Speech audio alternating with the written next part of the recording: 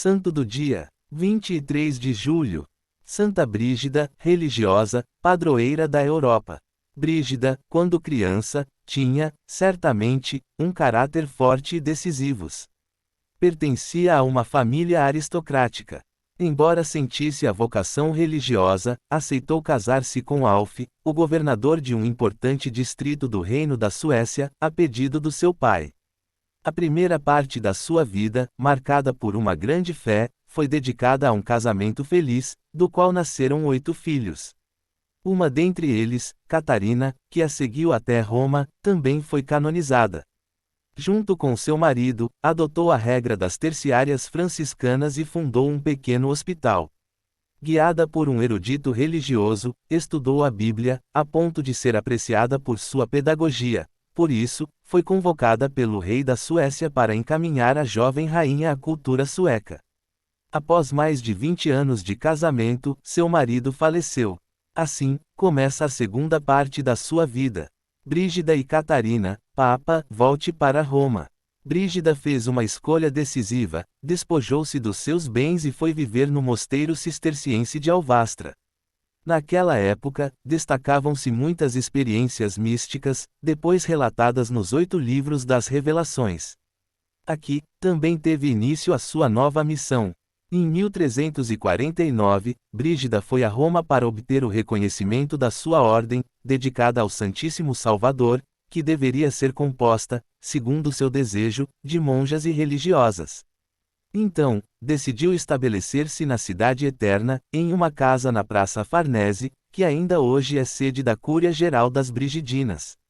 Porém, sofria por causa dos maus costumes e da degradação generalizada da cidade, que ressentia muito pela ausência do Papa, que, na época, vivia em Avignon.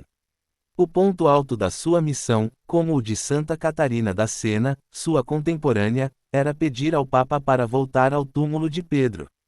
Mulher pela paz na Europa.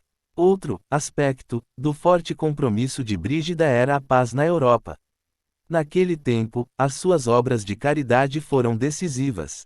Ela, que era nobre, vivia na pobreza, a ponto de pedir esmolas nas portas das igrejas. Aquele também era um período de peregrinações a vários lugares da Itália, de Assis a Gargano. Enfim, a peregrinação das peregrinações à Terra Santa. Brígida tinha quase 70 anos, mas isto não influenciou seu desejo. O ponto central da sua experiência de fé foi a paixão de Cristo, como também a Virgem Maria.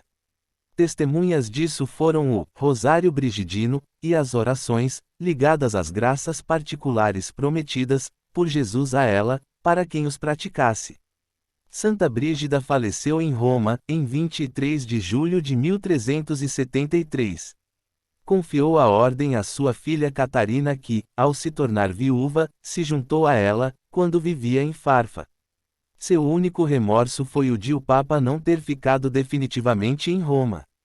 Na verdade, em 1367, o Papa Urbano V tinha voltado, mas foi apenas por um breve período. Gregório XI estabeleceu-se, definitivamente, em Roma, mas alguns anos depois da morte de Santa Brígida.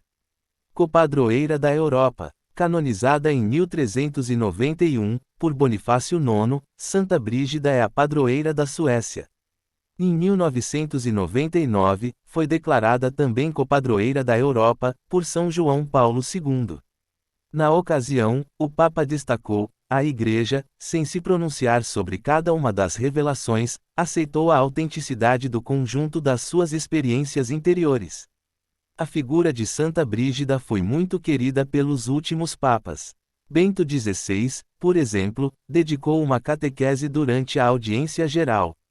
O Papa Francisco queria canonizar aquela que, no século XX, tinha renovado a Ordem do Santíssimo Salvador, Maria Elizabeth Hasselblad, dando-lhe um forte impulso ecumênico, tendo sempre em vista a busca de paz e unidade, tão queridas por Brígida.